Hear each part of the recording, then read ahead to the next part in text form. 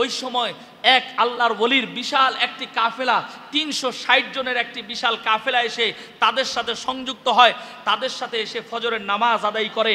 তখন তারা নাসিরউদ্দিন সিপাহ সালার ওই আল্লাহর ওলির নুরানি চেহারা দেখে তিনার কাছে এসে বলে, হুজুর আপনি কে, আপনার পরিচয় জানতে চাই। তিনি বলেন, আমি ইয়ামেন থেকে এসেছি, আমার পরিচয় হচ্ছে শাহজালাল ইয়ামিনী, আমি সফর করতে করতে এই দেশে এসেছি, আমি দ্বীন ইসলামের খেদমত করছি। বলতেছিল আপনারা কোথায় যাচ্ছেন? বলতেছিল আমরা যাচ্ছিলাম বাংলাদেশের সিলেটের জমিনে একজন ভয়ঙ্কর রাজা রয়েছে যে মুসলমানদের উপর অত্যাচার করে, তার বিরুদ্ধে আমরা তাকে উচিত শিক্ষা দেওয়ার জন্য যাচ্ছিলাম।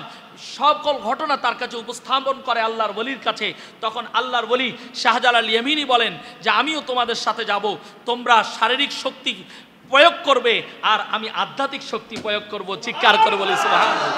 হুজুর শাহজালাল ইয়ামিনী রহমতুল্লাহি তাআলা আলাইহির কাছে নাসিরউদ্দিন সিপাহ সালার ওখানে বায়াত গ্রহণ করেন এবং ওই সময় যারা ওই লস্কর বাহিনীতে ছিল সকলেই বায়াত গ্রহণ করেন। তাদের সবাইকে নিয়ে যখন ওই পাহাড়ের কিনারায় আসে, পাহাড়ের কিনারায় আসার সাথে সাথে তারা পাহাড়ের উপর থেকে বৃষ্টির মতো বিষাক্ত তীর নিক্ষেপ করতে থাকে, মুসলমানদের সেনা সৈন্যগুলো মারা যায়।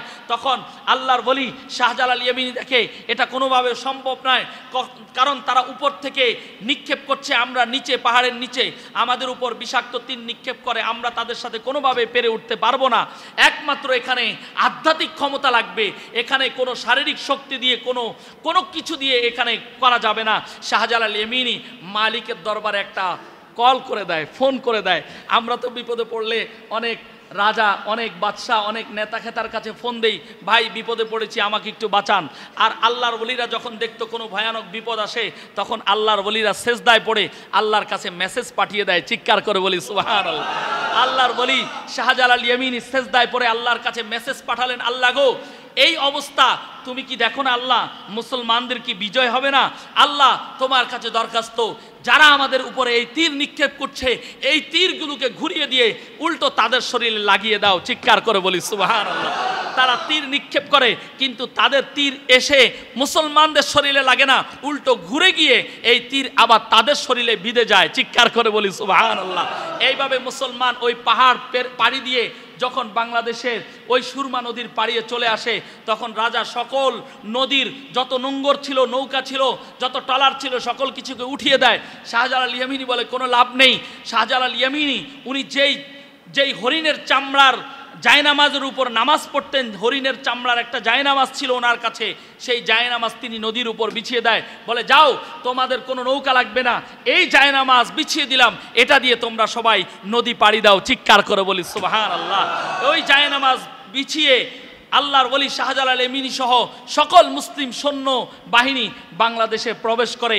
বাংলাদেশে প্রবেশ করে যখন বাংলাদেশে তীর নিক্ষেপ করতে থাকে, বাংলার ওই অহংকারী রাজা, অহংকার শয়তানি রাজা, সেই হিন্দু রাজা গৌর গোবিন্দ সে পালায়ন করে এবং মুসলমানদের বিজয় হয়। চিৎকার করে বলি সুবহানাল্লাহ। অনেক লম্বা ইতিহাস, ওইদিকে বলতে গেলে অনেক সময়ের ব্যাপার। সর্বপ্রথম রাজা গৌর গোবিন্দ আত্মগোপন করে, গৌর গোবিন্দর রাজপুরী মুসলমানরা দখল করে, রাজপুরী ধ্বংস হয়, ইসলামের পতাকা উড্ডীয়ন করে হজরতে নাসিরউদ্দিন সিপাহ সালার, এবং সেখানে হজরতে নাসিরউদ্দিন সিপাহ সালারকে বলা হয় তুমি আজান দাও। যখন আজান দেয় তখন এই রাজা গৌর গোবিন্দর রাজপ্রাসাদগুলো ভেঙে আস্তে আস্তে চুরমার হয়ে যায়, মুসলমানদের কালেমা খচিত পতাকা বাংলাদেশে উড্ডীয়ন হয়। চিৎকার করে বলি সুবহানাল্লাহ। শেখ বুরহানুদ্দিন রহমতুল্লাহ তাআলা আলাইহি দম্পতির শুকরানা নামাজ আদায় হয়, তিনি আল্লাহর কাছে শুকর আদায় করে, মালিক তুমি আমার কথা শুনেছো এবং আল্লাহর ওলিকে তুমি পাঠিয়ে এই দেশে ইসলাম কায়েম করেছো। গৌর গোবিন্দ পালিয়ে যায়, শ্রীহট্ট থেকে জালালাবাদ ওই নাম দেওয়া হয়, নামকরণ করা হয়। সেকান্দার শাহের হাতে এই সিলেটের রাজ্যের ভার ন্যস্ত করা হয়। আরবের মাটি এবং সিলেটের মাটি, যেই মাটিটা মামা হজরতে শেখ আহমদ কবির সারওয়ার্দি দিয়েছিল, সেই মাটির সাথে সিলেটের মাটি মিলে যায়, শাহজালাল বাবার ঘাঁটি হয়ে যায় বাংলার সিলেটের জমিন। চিৎকার করে বলি সুবহানাল্লাহ। শাহজালাল বাবার উসিলায় সিলেটের শহর আজও পর্যন্ত রাজস্ব মুক্ত। অবশেষে শাহজালাল বাবার সাথে যেই 360 আউলিয়া বাংলাদেশে প্রবেশ করে তাদের সবাইকে 12 জন করে বিভিন্ন জায়গায় কাফেলা পাঠিয়ে দেয়। 12 জন করে বিভিন্ন জায়গায় জায়গায় গিয়ে তারা এক এক জায়গায় আস্তানা ঘাড়ে আর দিন ইসলামের প্রচার করে। এইভাবে বাংলাদেশে ইসলাম প্রবেশ করে আল্লাহর ওলির মাধ্যমে। অসংখ্য আল্লাহর ওলিরা এই দেশে ইসলামের ঝান্ডা উড়িয়েছে। আজকে যারা ওই আল্লাহর ওলিদের বিরোধিতা করে, যারা আজকে বলে ওলি আল্লাহ বলতে কিছু নাই, ওলি আল্লাহ বলতে কিছু নাই, আমরা মনে করতে পারি তারা কখনো মুসলমান হতে পারে না, এরা ইয়াজিদি ইসলাম কায়েম করতে চায়। ঠিক কিনা বলে?